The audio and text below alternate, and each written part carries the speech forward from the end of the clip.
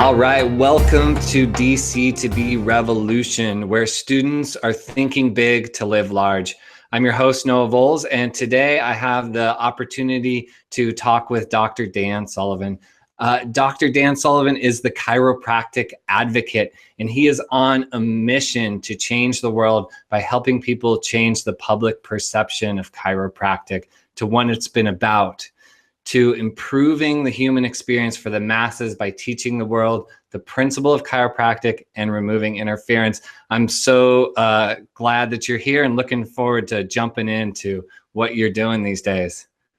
Sounds good, brother. I'm stoked to be here. Any words of insight that I could have that could help soon-to-be chiropractor, I'm all in. Awesome. I appreciate it. So, something that I love about you and what you do is I feel like you don't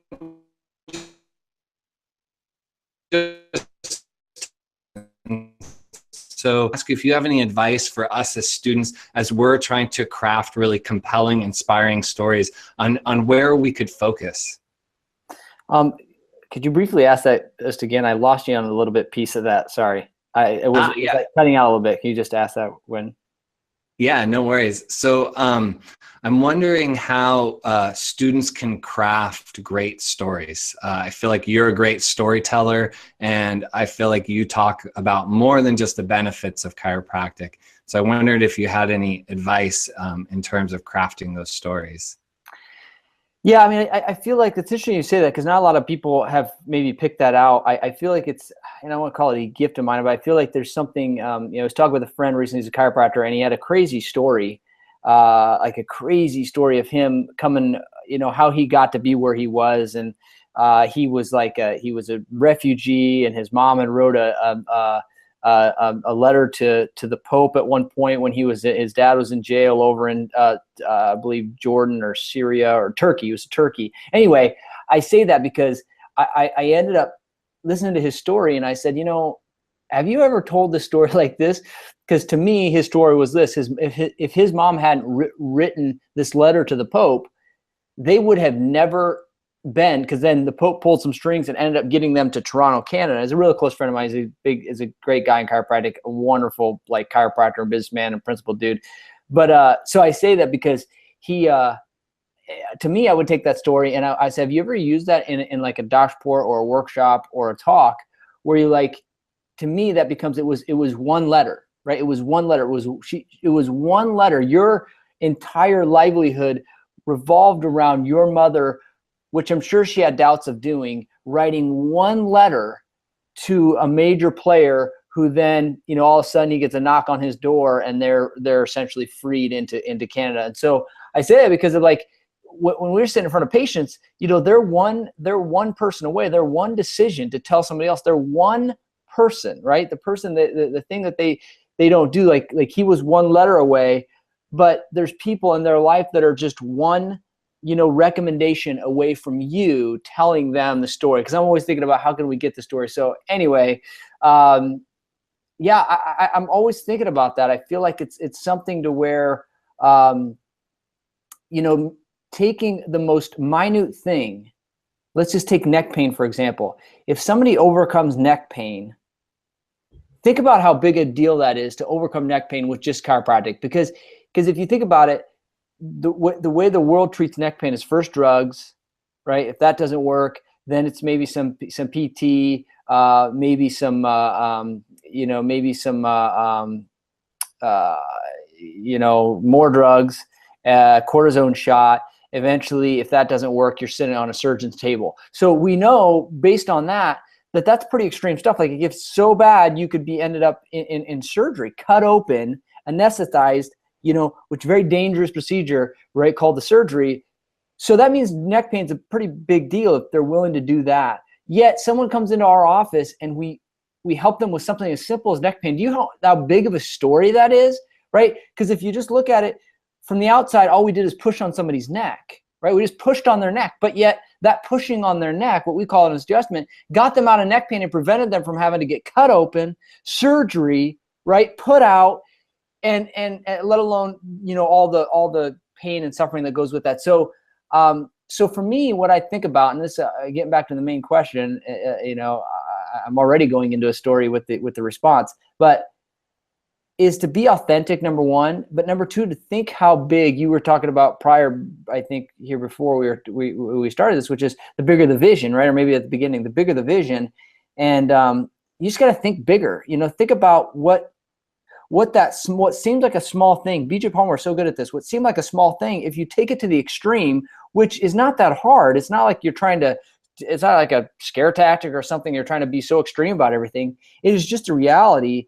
Especially when we're dealing with somebody's health, you take it to the extreme and then you work backwards. To me, I'm like, well, we're preventing all of that. And we don't know where you're going to land.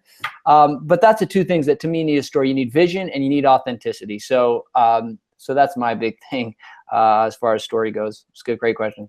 Yeah, I really appreciate that.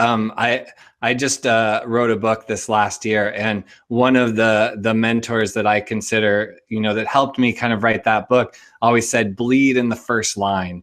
And so this kind of idea that if you're vulnerable, and if, like you're saying, if you're authentic and you put yourself out there and you tell a story that's like close to you and close to your heart, then it's much more likely to inspire others. And so I think that vision can kind of stem out of that authenticity. They go hand in hand. So yeah, thank you for that.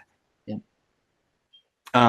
So I wanted to talk a little bit. I feel like you do a really great job of kind of articulating what chiropractic is really about. That it's not just about neck pain, that it's not just about back pain, that those are parts of chiropractic, but that chiropractic is really about the nervous system. It's really about removing interferences. It's really about allowing the brain to function optimally. So how do you find is the easiest way to communicate the brain's role in chiropractic? Well, first, I look to establish the relationship between the spine and the autonomic nervous system. And one of the things I feel like we as students and as chiropractors, we get a lot of information, but it's a lot of content, and we don't get the context very well, or we're thinking so at a more complex level that it's hard for us to simplify it. So I've been speaking kind of, out and about pretty much every other weekend, if not every weekend, on the road somewhere to chiropractors for the last about a year and a half. And one of my, taglines, if you will, that I've began using, particularly teaching chiropractors, but also, in the office, which is, if you ask anybody the simple question, right? And this is a layperson. This could be, you could be home for holidays. You're asking a parent, a mom, a dad, a sister, brother, aunt, uncle, skeptic. It doesn't matter. Ask them this question: would you rather have a back problem or a brain problem? Right? Would you rather have a back problem or a brain problem? And I haven't found one person yet, even a guy that it was in Toronto a couple months ago, and he gave a testimony about extreme back pain that he had, pain, sequestered disc, pain down his leg constantly, like was going to go in for surgery. And I asked him, he ended up getting upper cervical care, and everything went away. No more surgery needed. And I said, Mike, would you, even as bad as that was, tell me this: would you rather have your back problem, or would you rather have a brain problem? And he, without a shadow of a doubt, said, I'd rather have the back problem, right, than the brain problem. So for some reason, our culture believes and understands a brain problem being a big deal, whether it be from more Parkinson's or the worry of Alzheimer's or just brain-based problems, kids and attention, like autism. Nobody wants a brain problem. So it's using somewhat of that leverage on them, and it's not like again trying to tell them anything that isn't true, but using what they understand is a big deal, and they think spine is a small problem, but a brain is a big problem. But what they don't know, and this is what we have to connect for them, is that a brain problem is a back problem is a brain problem. What we know is vertebral subluxation is a brain problem. The best research in the world over the last decade has proved over and over and over again that a back problem is a brain problem, right? So any alteration in the spine, its alignment and movement, is a brain altering problem. And so, so one of the things I established right away with anybody, as long as I have given enough time, if there's a 10-minute talk, 5-minute talk, or 20-minute talk, where I immediately start with the autonomic nervous system. So the relationship between the spine and the autonomic nervous system is irrefutable. No, but it's undeniable that there's an intimate relationship between your brain, your spine rather, and your autonomic nervous system. And once I can establish that there is that relationship, then any alteration in the spine will then create a brain problem. So it's one of the in fact, this is what I think I have it behind me. That's why I created this brain model behind me, right? So I could go over, the spine. I don't have it. Give me 1 second here. Not only the brain model, because that's one of the things in practice, right? So I don't know if you can see that, right? So the brain model, how it lights up. So I want patients to see, would you rather back problem or brain problem? So subluxation, right, is going to dim the light. Right, and an adjustment turns the power on. So, just different ways that I go about explaining it.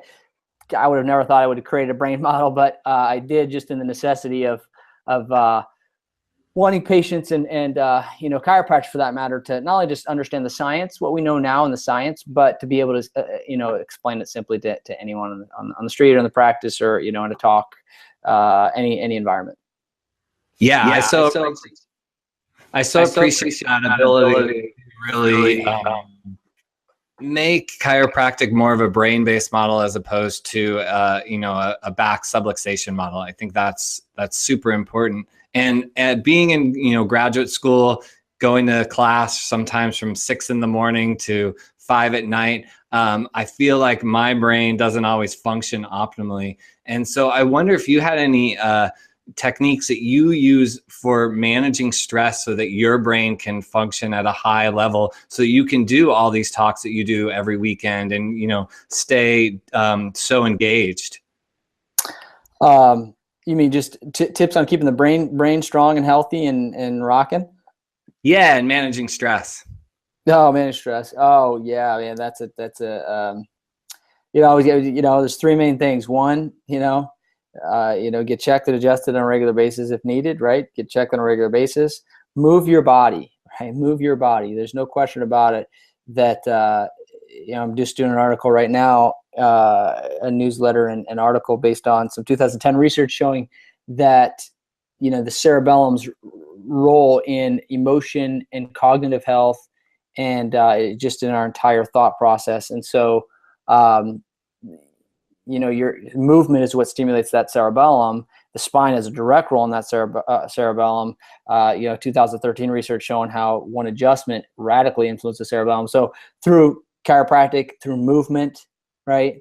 And then just making sure, you're getting your proper, essential nutrients, into the brain, good fats and omegas, making sure that somebody's consuming those, because no matter how hard you try, we need the basic building blocks. And all that, again, I look at it from a chiropractic philosophical standpoint. Our objective is not to actually increase brain health. It's just to remove interference so that the brain actually does what it's intended to do. It's intended to fire. It's intended to be well. It's intended to not be stressed out. It's intended to be fully functional. We interfere with it, right? That's the chiropractic philosophy 101 is interference is what creates a problem. So the body is designed to be well.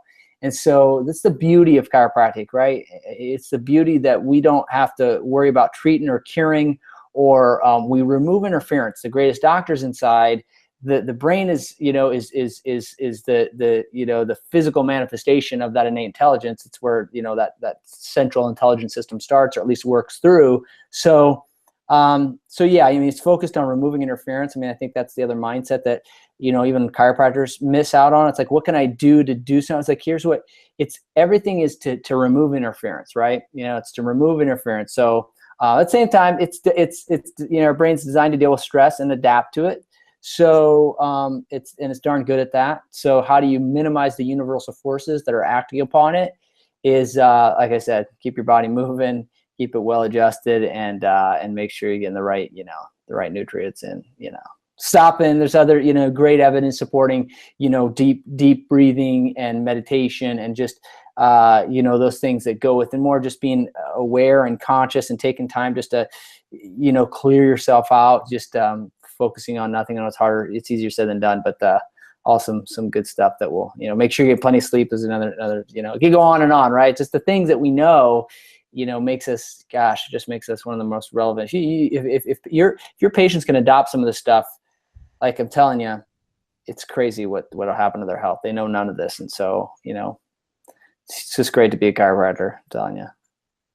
Yeah, I mean, removing that interference, right? I mean, so many people have so much interference in their life, whether that's not enough sleep, whether that's the type of food that they're eating, whether it's not getting enough exercise, and just, inspiring them and motivating them and helping them to make some choices that minimize or reduce or get rid of that interference.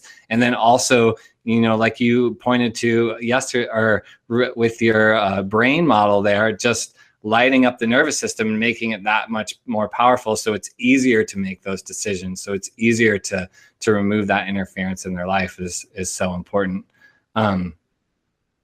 So the next question that I have for you is just about assessing brain function. Where you're talking about the spine, talking about removing interference in the spine. How do you kind of look at your patients and figure out what parameters you're using to assess their brain function, to see, the results that they're getting, and ensure that they're improving in the direction that they want to go?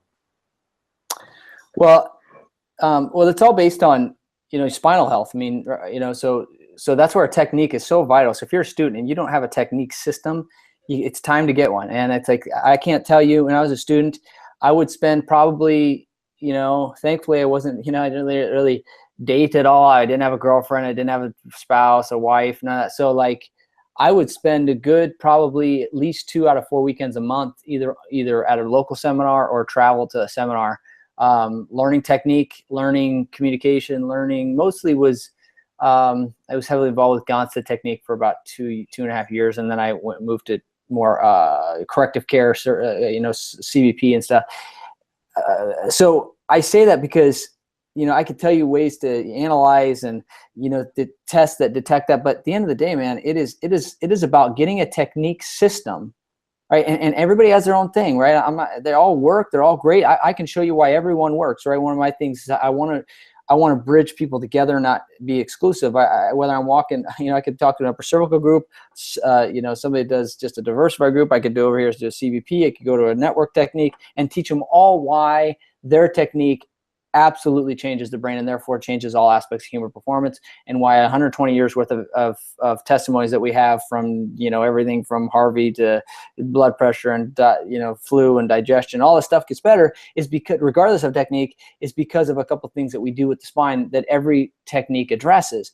But that being the case, that being said, you as a student need to have certainty with laying your hands on people. You need to have certainty in your analysis and in your ability to implement the necessity, establish the need for an adjustment, and then having some level of post check, whether it be on a daily basis or adjustment by adjustment basis, or at least at the minimum over a certain period of time, whether it be 2, 4, 6, 8, 12 visits. But the point is, get a system, right? That's the key. Right. The key is that how to detect and correct vertebral subluxation. Right. That's our bread and butter. That's what we do. So that's what changes the brain. Right. And so on top of that, knowing that the evidence, right? There's so the evidence over the last 10 years shows 4 major things. Number one, a bone that's not a bone that's fixated. Right. Number one is a bone that's fixated. Motion that's not normal anymore, so more of a global range of motion. So if depending on where it's at, let's say the neck. So if you got a neck, you take somebody through a range of motion. Range of motion is diminished, right? Their active range of motion. They've got end feel, right? Is not there, right? Joint end play is not there at a segment. They've got muscle asymmetry, right? Some sort of muscle asymmetry or spasm, and they have allodynia, right, which is getting a noxious response to a non-noxious stimuli, essentially pushing on an area, getting a tenderness response without it shouldn't be tender, right? So one area does it. So those 4 things in the literature is what shows that would equate to when that was addressed and they got an adjustment for those needs, it absolutely, beyond a shadow of a doubt, changed brain function. So if you have those established, now the kicker is having a technique system that can allow you to know.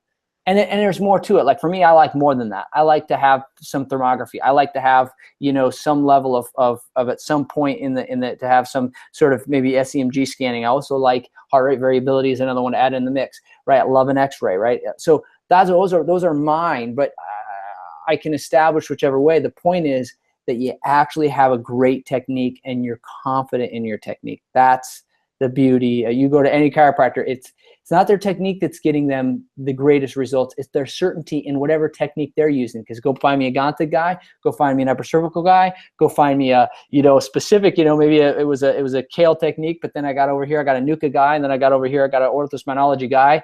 I got a CBP guy, I got a Pedibond dude, I got a network dude, I got a tonal torque release. Everybody's getting amazing results, right? And we now know why. But the reason why they're getting their best results, because there's also some of those guys using techniques that they're not certain about, like some of and they're not getting results. One of the questions I often get asked is, how come you get the results that you do, or how can you claim that you get the results you do? And I'm like, man, you got to have certainty in your technique, and I know what you're doing. You've got to have a pre and post checks. You've got to be able to. So the major theme there, as a student, you have more time than you'll ever have, in your career. So you learn it now, and typically you're not going to learn it in school. As great as you school, like you go to a great school, like even as great as a school is, they're not going to. Don't hold them accountable and responsible for teaching you technique. They're accountable and responsible for getting you through the boards. And as much as we want to bitch about it or complain about that, it is what it is. So the bottom line is, you can either complain about it, or you can either, they always say leaders can either. Well, leaders don't do that, but people can either find, reasons to get it done or excuses as to why you didn't. And so the same thing with technique. Get a good one. You're probably going to have to learn it outside of school in order to be very well equipped in it. Learn it outside of school and go at it. Those are the most successful docs. Yeah, I love that. I've often heard that I've tried chiropractic. People told me like, I've tried chiropractic. And I'm like, well, you have to try chiropractor with certainty. And that to me is the big difference is, if you're a chiropractor and you have that certainty, then regardless of whether somebody's tried chiropractic, they haven't tried you, because you have the certainty in what you're doing. The steps, the procedures, the strategy. You've been proactive in learning as much as you possibly can in order to offer the best possible care to the patients that find their way to you. So yeah, thanks for bringing that full circle. So this has been really great. I so appreciate your perspective and how you're able to tie everything together and really look at this broader community of chiropractic. So for the students or for other people who are watching this video, how can people learn more about you? Where can they find out more about you, and how can they reach out to you? The best place to learn more about me would be my website, chiropracticadvocate.com, chiropracticadvocate.com. And on there should be my email there. I've got a bunch of stuff on there. You can go on there, and what I always recommend, there's an article on there you can download called the 5 Studies. It actually is 8, but it turned into 8, but it's a 5 studies, or it's a report. 5 studies all chiropractors should know. In that case, 5 chiropractors and chiropractic students should know. There's an instructor here at Life University here in Atlanta that uses it as one of like the major outline for his class, that particular one, because he wants to show them their 8th quarter, so they're about little over 2 years in. So when I go up there and I speak to them every quarter, and so yeah, chiropracticadvocate.com. You can email me directly at dsullivandc@gmail.com, dsullivandc@gmail.com. And you can find me on Facebook. I'm on there, Dan Sullivan DC. So I'm on there pretty often and try to post a lot of good stuff and value content for chiro. So you can always message me on there too. So yeah, any way I can help, or if I said something struck a chord, or I'm out here for one reason. I mean, I see this profession, and I know it's got so much more potential, and I feel like it is what it is. Like it goes, and we go leaps and maybe take a step back and maybe 2 forward and step back, or whatever it may be. But I feel like with the evidence we have right now, with the way the world is currently going, meaning people are not, people want different solutions. I'm just convinced of that, and you'll hear it from maybe different from other people. But from what I see, what I hear, when we go out in the streets and the highways and byways, and we talk about there's solutions to your health that do not involve more drugs or surgery. We rarely get people that aren't raising their hand saying, I want to know about it, right? So now we have to just be a great job at, because the other thing is I'm a firm believer in business and capitalism. Like, we've got to go establish it. We've got to go make it happen. Like, we can't, it's not just going to come to us. People are like, we've got to get our ducks in a row and go be a great, business leader. We got to get out there and we got to establish what it takes. We got to be willing to go into places, but that comes with confidence and certainty. And then being able to know why you're unique in the marketplace, right? So all these things that I get excited about helping chiropractors with, like showing them the uniqueness, showing them that they're irrefutable. If you stay in your lane when it comes to you can walk into any place. I go in, and last year I've talked to PhDs and MDs and research centers, and they can't deny the relationship between your brain and your spine. So once you establish that, no matter who you're talking to, now it's just walking them through. Now, what you want to know, and then again, to your point, Doc, like, it was great because you're just talking in stories and being able to mend what makes sense to them and being relevant and sharing with them from a simple manner. And so all these things are cool and important and they're good, which reminds me of how amazing and how, there's sure people like, yeah, you're going to come out with the school of debt, $250,000. So we got to know this stuff, and we got to know what we're doing. And I say this, and I said it often. I would have paid $1 million. I would have gone $1 million more. I would have gone more than $1 million in debt. And that sounds crazy to some people, but like the life that it's given me, right? So I see it the other way. There's no question. It's well worth it. The question is what you're going to do with it. And I'm going to leave you with this. Unless you have any questions more, I told you I could talk forever. But I want everybody to know that what makes us unique is that we don't claim to heal or cure. And I hit on this just earlier. But if you as a student out there, if you don't recognize that the reason why we get results is not because you're a great adjuster, right? It's not because now you have to have the technique I just talked about. You got to have certainty. You got to have the technique. You got to have it. But then you got to put credit where credit is due. And that is that you're working with the greatest healing potential in the history of the world. Like, 2 cells came together and created a human being in 9.5 months. Like, I don't take that for granted, right? And we shouldn't. When I talk to MDs, I say, listen, we in chiropractic, we don't believe that the body heals itself. We recognize the fact that the body heals itself. There's a difference. There's recognizing the fact that your body heals itself. If a patient comes into me and they cut their arm and they can get better and heal from it, then I know that they've got still healing in them. And therefore, if we remove interference, one of the biggest insults to healing, called subluxation, then the sky is the limit. And so that's what I've always, even when I came out of practice, I had good enough mentors saying, man, all I knew is chiropractic could change the world. Like, I didn't go into my community and build a 1,000-a-week clinic by myself with, one doctor in 4 years because I wanted to build a business. I really didn't even know how to build a business. I knew that chiropractic could change the world. I knew that if I said it enough times to enough people and give people opportunities, I knew they were going to get well. And I knew that again, a byproduct that would be a practice that get growing. But I feel like we're missing now this thing of like, just go into your town and realize that chiropractic can change the entire fabric of its society, right? And so I don't know. I guess if you're not there, I want to help you get there. I'm not saying everybody should be there. But I want to help you get there if you're not. And that's where I'm saying, reach out to me. I would love to, again, help in any way I can. Sorry, forget a little bit. Well, I'm not sorry, but I'm sorry.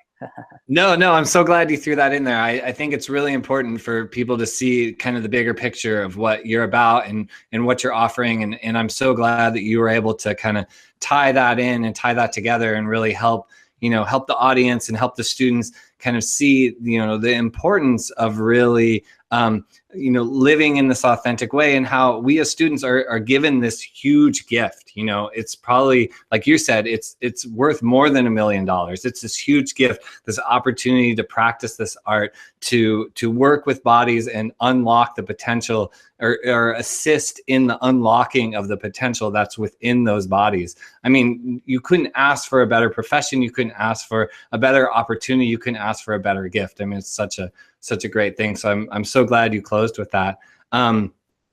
So this is the DC to B Revolution. I'm Noah Volz.